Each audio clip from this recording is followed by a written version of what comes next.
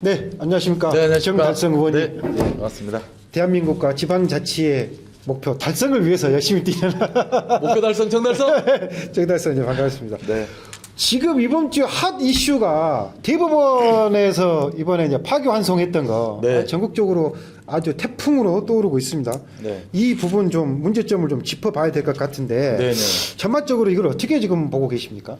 우선은 시민들의 시선이 가장 정확하다고 생각을 합니다. 예, 예. 그래서 지금 여론이 들끓고 있는 가장 핵심은 예. 시민들 속에서 이거 사법 쿠데타 아니냐. 예. 그리고 지난번에 친위 쿠데타를 윤석열이 했지 않습니까? 예, 예. 윤석열이 친위 쿠데타라고 규정을 하고 시민분들이 이렇게 들끓었었던 가장 큰 이유는 결국 하나는 절차적 문제였었고요. 그럼요. 예. 또 하나는 내용적 문제였지 않습니까? 예, 예. 절차적 문제는 국무회의의 의결도 거치지 않고 우당탕탕 그렇죠. 추진을 했었던 것에 대해서 뒤늦게 알면서 더더욱 시민들이 국민들이 분개를 했었고요. 그리고 이제 내용으로 좀만 더 들어가 보더라도 국회인 예. 그 헌법기관인 국회를 점령하고 예. 국회의원들을 마구잡이로 이제 끌어내고 감금하려고 잡아가려고 했었던 거. 내용적인 그리고 문제도 있었죠. 그렇죠. 선관위를 또 해서 서버 예. 설치하고 이런 부분들에서 예. 이거는 쿠데타다라고 했던 것처럼 예. 이번에도 사법적 어떤 행위인데 이걸 쿠데타라고 지금 많은 시민분들이 이야기하는 이유들은 지금 또 절차적으로 문제가 지금 많이 발생했다. 절차 이야기 이따가 많이 할 것 같은데 예, 예. 그래서 절차적 문제도 있고 예. 또 내용적으로도 이 심을 뒤집는 과정이 정말 이런 식의 합당한 어떤 절차 예. 내용이 있었나 예. 나와 관련해서 사법 쿠데타 아니냐라고 지금 보고 있습니다. 그렇죠. 너무 저 역시도 그렇게 생각하고 있고요. 너무 이제 졸속이죠. 네. 그리고 절차나 내용도 부당한 부분이 좀 많다. 그러면 우선 절차적인 부분 하나 좀 짚어볼까요? 네. 어떤 절차적인 좀 문제점이 좀 있었죠? 우선은 지금 일반적으로는 대법원에서 이제 상고 심리를 진행을 할 때 예. 심리 절차에 소부 심리를 거친다고 해요. 예, 그렇죠. 4인으로 네. 만들어진 소부 일명 거기에서 어떤 이 제기된 문제에 대해서 절차적으로 좀 따지게 돼 있지 않습니까? 네네. 근데 그 부분이 좀 무시를 그런데 했나요? 그것을 건너뛰고 예. 생략을 하고 예. 바로 그 대법원장 직권으로 예. 전원합의체로 직행을 했고요.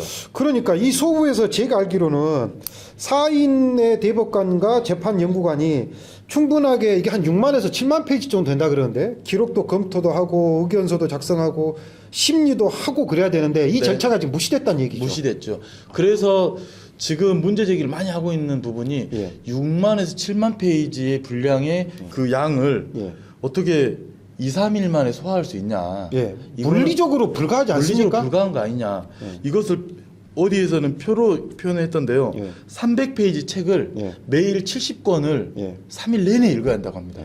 이 물리적으로 가능한 거냐. 화장실 가는 시간 빼고는 밥 먹으면서 책을 아마 읽어야 할 분량이다. 공부를 많이 하신 분이라 뇌 속에 AI 칩이 내장돼 가지고 네, 그렇게 빨리 분석한 거 아닐까요? 네, 그리고 예. 또 절차적으로 과정에서 일반적으로 그 대법 그 상고 심리를 할 때 예. 평균적으로 82일여간의 예. 선고 때까지 예. 기간이라고 하는데 9일 만에 이게 마무리가 된 거다라고 하는 데 그렇죠. 있어서도 이게 문제 제기를 하고 있습니다. 1심과 2심이 완전히 다른 판단이 나왔기 때문에 네. 이게 법리적으로 어떤 것이 정당한지 옳은지를 충분하게 좀 검토를 해봐야 되는데 6만 페이지, 7만 페이지라면은 와 어마어마한데 이걸 어떻게 그럼 결론은 그러면은 이 대법관들이 기록도 제대로 안 보고 정치적으로 이게 판결한 거 아니냐라는 의심 이거 충분히 가능하지 않습니까? 그래서 지금 답정너 판결 아니냐. 답을 이미 정해놓고 예. 그와 관련된 역산에서 최소 일정으로 추진한 거 아니냐. 예. 그래서 지금이 대선 시기지 그렇죠. 않습니까?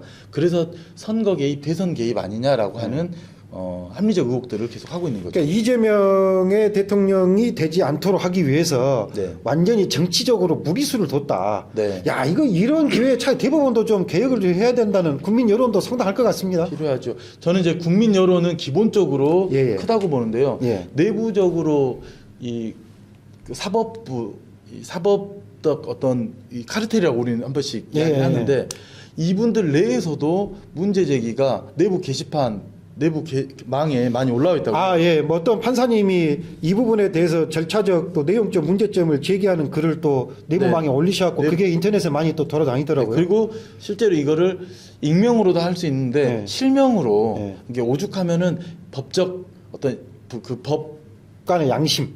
양심을 걸고 실명으로 한 거이겠다라고 하는 거고 그 과정에서 많은 댓글들에서 정치 개입이다 또 뭐 자해행위다 뭐 이런 이야기들을 했다고 하고요.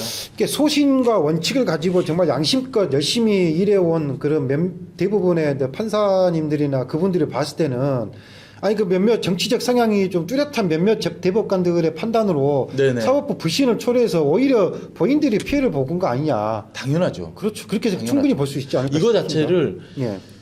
아까 제가 중간으로 말씀드렸지만 평균적으로 82일 예. 그리고 우리 사회자님께서 말씀하신 것처럼 이 내용은 1심과 2심이 뒤집어진 내용이기 때문에 예. 더 숙고해야 될 내용이고요. 그럼요. 그리고 저는 제가 지금 이 조기 대선 이야기를 할 때마다 늘 드리는 이야기인데 요거는 이 대선만 보면 안 된다. 전후 맥락 속에서 이 대선판을 봐야 된다라고 예. 했을 때에 예. 대선이 갖는 이 무게감은 여느 대선과는 완전히 다릅니다. 그렇죠.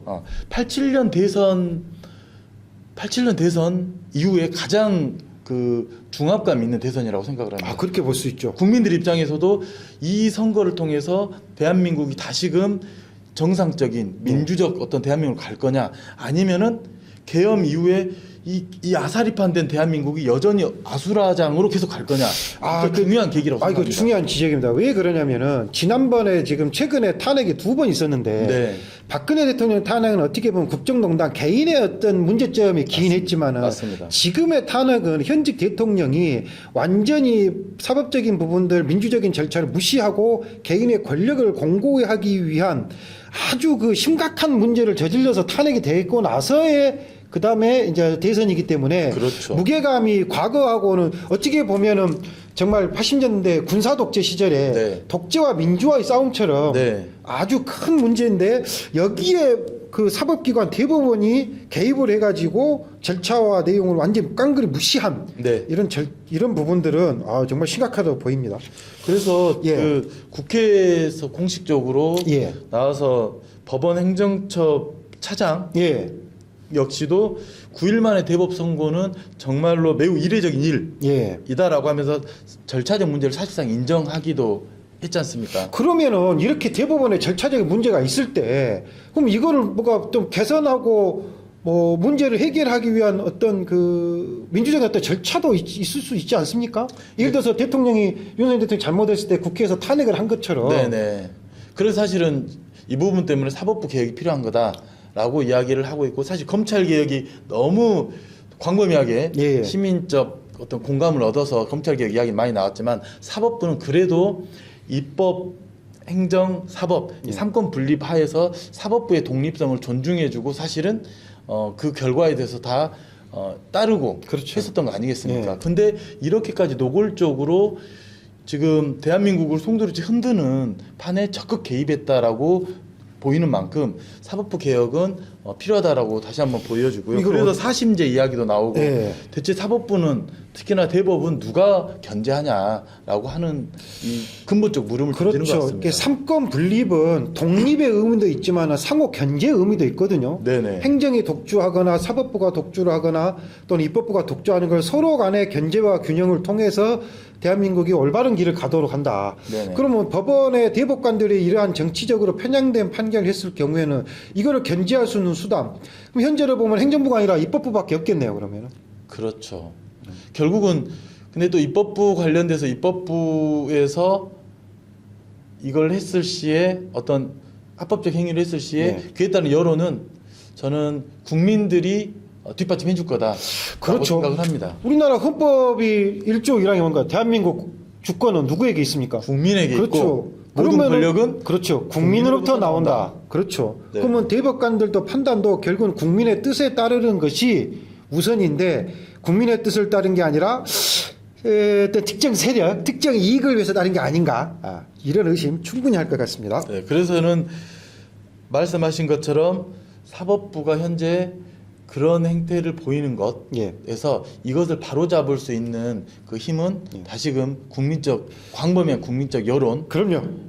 국민들이 있다. 일어서서 생각을 합니다. 대한민국 다시 민주공화국으로 만들어야 되지 않을까 싶습니다. 네. 이상입니다.